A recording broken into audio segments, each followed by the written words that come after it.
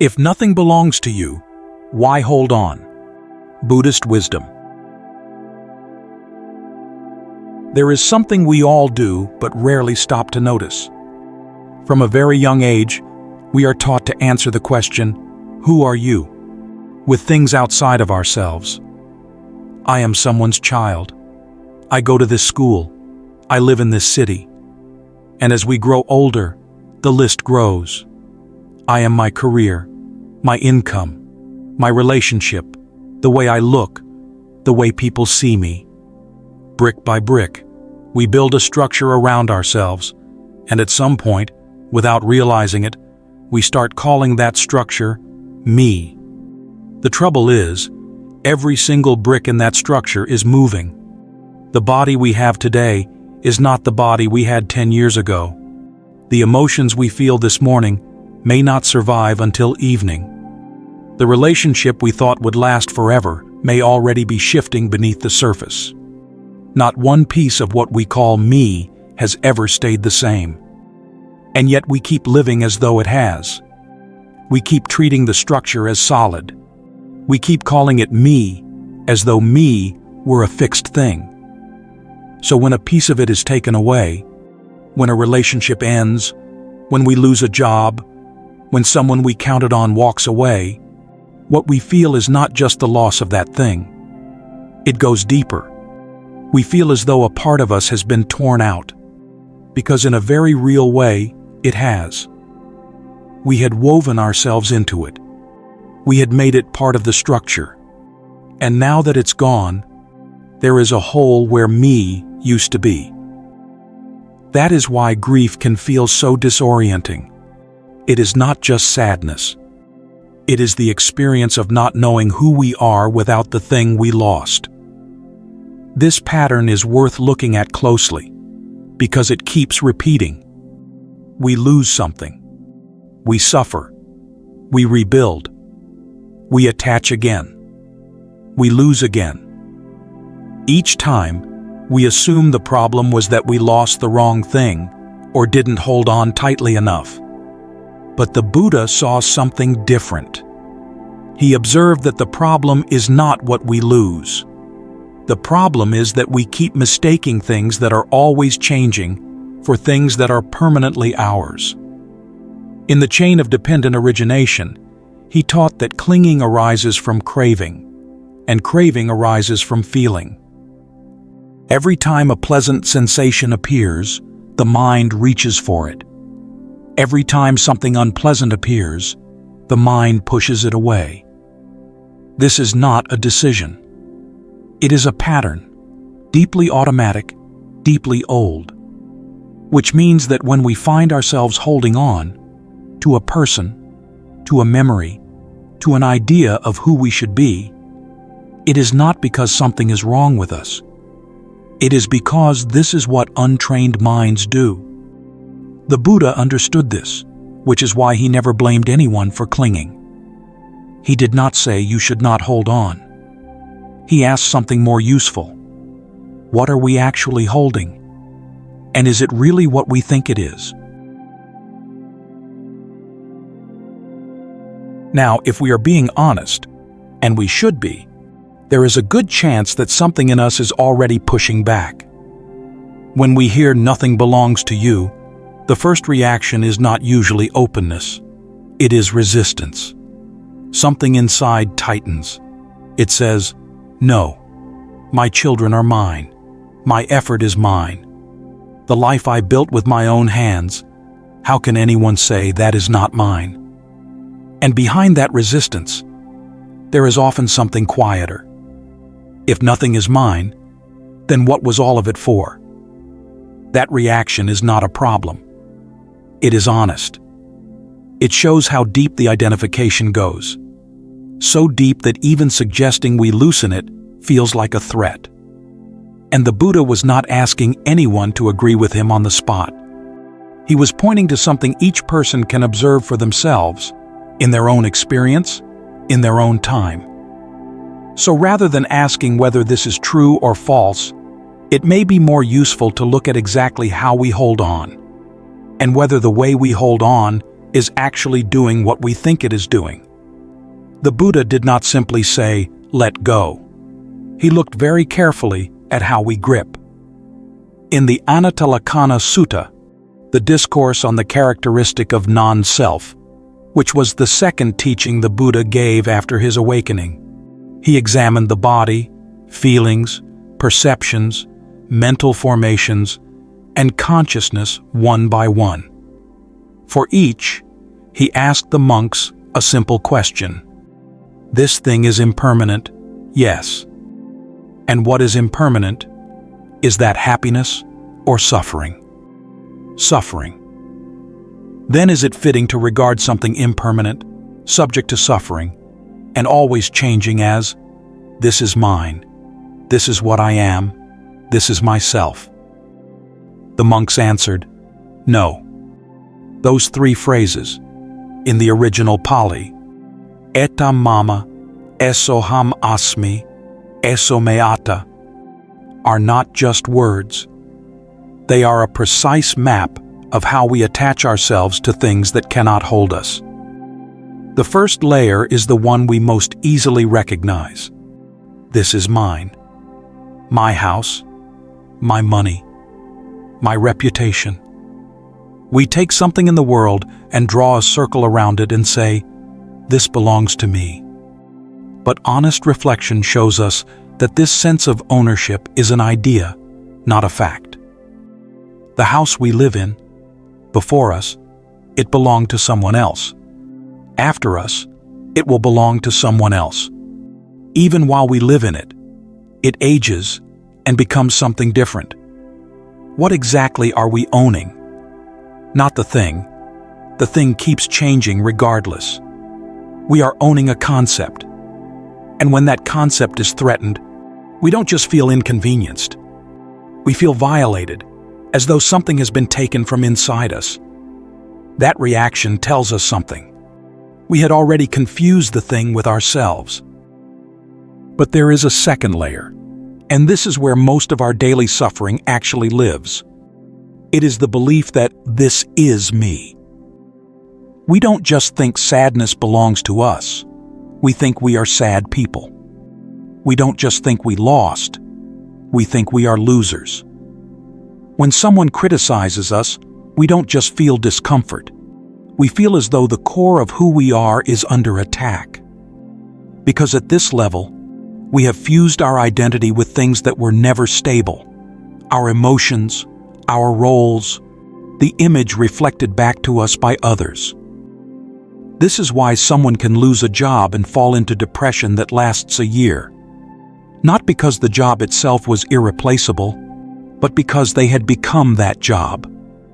Their sense of purpose, their daily rhythm, their answer to the question, "What do you do?" All of it lived inside that one role. Take it away, and they genuinely did not know who they were anymore. Then there is the third layer, the deepest and most hidden of all. This is the belief that somewhere beneath all the changing, there is a fixed, solid, unchanging me, the real one. Most of us carry this belief without ever examining it. It sits so deep we don't even notice it. But we can feel its effects.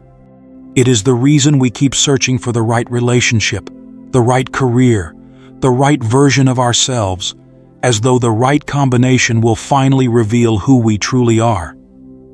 But here is what the Buddha pointed to: that fixed me cannot be found. We search in the body. The body changes with every breath. We search in feelings. Feelings rise and fall like weather. We search in thoughts. One thought replaces another without pause. We search in awareness itself, and even awareness shifts depending on conditions. No matter where we look, we find movement, process, flow, but never a solid, unchanging core. And this search without a destination, this quiet sense that we haven't yet found ourselves, may be the most fundamental source of human restlessness. the unease we feel even when everything seems fine. And instinctively, we try to resolve it by holding on tighter, acquiring more, controlling more. But the tighter the grip, the more restless we become. There is a moment recorded in the Pali Canon, in the Nakulapita Sutta, that stands out for its honesty. It takes place between the Buddha and a man named Nakulapita, an elderly householder, frail and sick, who came not with lofty questions, but with something far more raw. He said, "I am old, my body is weak, I am in pain at every moment. Please teach me something for my long-term benefit and happiness." He was not asking about enlightenment or the nature of reality. He was a man in pain, asking for help. And the Buddha's response was remarkable, not because it was grand, but because it was so plain, so grounded. He taught, "So it is, householder, so it is. The body is afflicted, weak, and encumbered. For who, looking after this body, would claim even a moment of true health, except through sheer foolishness? So you should train yourself. Even though I may be afflicted in body, my mind will be unafflicted. That is how you should train yourself." There is something deeply important here. The Buddha did not deny the pain. He did not minimize it. He acknowledged it completely. Yes, this body is sick. Yes, it is deteriorating. And anyone who pretends otherwise is fooling themselves. Because so often, when we are suffering, what makes it worse is the sense that we should not be. That if we were doing life correctly, we would not hurt like this. The Buddha removed that weight entirely. Of course, the body hurts. That is what bodies do. But then came the part that carries the real weight of this teaching. The body may be afflicted, but the mind does not have to be afflicted along with it. Later in the same sutta, the Venerable Sariputta explained this further. He described how an uninstructed person identifies with the body. "I am this body. This body is mine." And because of that identification, when the body changes, that person falls into sorrow, lamentation, and despair. But a well-instructed disciple does not make that identification. Their body still changes, still ages, still hurts, but they do not fall into despair over it. The pain is there. The suffering on top of the pain is not. This is one of the clearest insights the Buddha ever offered. Most of our suffering does not come from the original pain. It comes from everything we pile on top of it. The body hurts. That is one layer. Worrying about the pain is a second. Fear that it will get worse is a third. Anger at ourselves or at life is a fourth. We stack suffering on top of suffering, and because it all arrives at once, we believe it is all one thing. But it is not. The first layer, the raw reality of what is happening, is often manageable. It is everything we add to it that becomes unbearable. And this is what letting go means in the Buddha's teaching. Not rejecting life, not shutting down. Letting go means learning to stop adding the second layer, the third, the fourth. Rain falls. That is reality. But cursing the rain, worrying about tomorrow's forecast, being angry at the sky, that is what we create. That is the part of suffering we have a choice about. This sounds simple, but think about what it actually means. It means we do not have to wait for life to stop being difficult before we find peace. We can be at peace right in the middle of difficulty, not by pretending it isn't there, but by choosing not to turn it into a story larger than what is actually happening. The body is sick, but the mind can be well. The moment is hard, but the mind does not have to make it harder. That is not denial. That is what the Buddha called wisdom. If everything we have discussed so far is true, if nothing we hold is permanent, if nothing we call mine truly belongs to us, then a very natural question arises, and it carries real fear behind it. Does letting go mean we have to stop loving? Many people turn away from the Buddha's teaching at exactly this point, because they believe the answer is yes. They imagine that wisdom means distance, becoming someone who watches life from behind glass, present maybe, but no longer touched by anything. But the Buddha taught something that goes in exactly the opposite direction, and it is worth paying close attention to.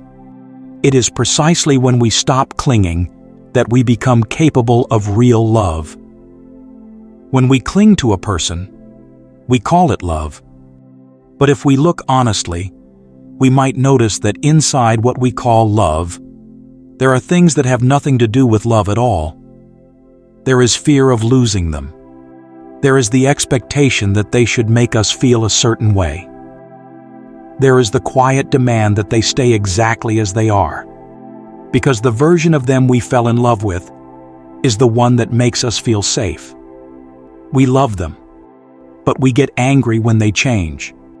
We say, "I love you," but somewhere underneath, what we really mean is, "I need you to stay so that I feel whole." That is not love.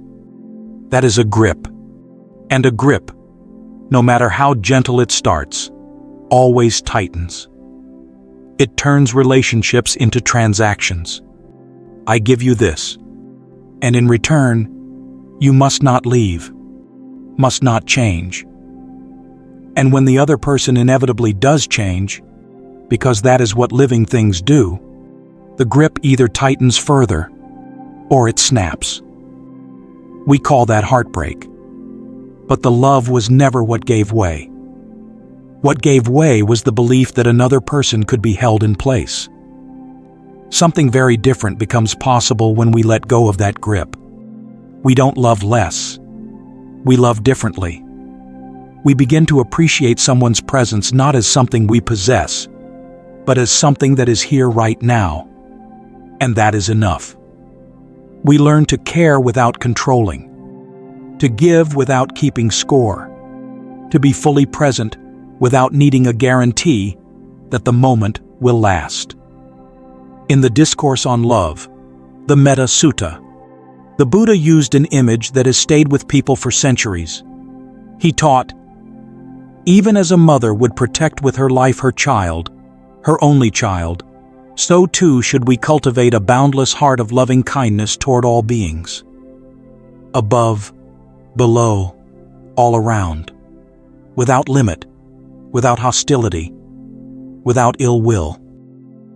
What is remarkable here is the kind of love being described. A mother's love for her only child is fierce and total, and the Buddha used it precisely because it is unconditional. It does not depend on the child being a certain way. It does not withdraw when disappointed. And then the Buddha said, extend that same quality to all beings, in every direction, without boundary. That is not the love of someone who has become cold. That is the love of someone who has stopped making love conditional on getting something back. This kind of love does not come from effort. It comes from seeing clearly. When we truly see that every person we meet is caught in the same confusion we are, gripping things that cannot be held, searching for a fixed self that cannot be found, we begin to understand them differently. We recognize their struggle because it is our struggle. And from that recognition, compassion arises on its own, not because we force it, but because once we see clearly, compassion is simply what a mind that understands naturally does. We still live. We still love. We still show up for the people who matter to us. But we do all of it without gripping, without the constant fear that what we love will be taken away. And perhaps that is the real answer to the question we started with. If nothing belongs to us, why hold on? Because when we finally open our hands, we discover something we never expected. Life does not become less when we stop clinging. It becomes more real, more fully ours. Not because we own it, but because for the first time, we are actually here for it. Not as we desperately need it to be, but as it is.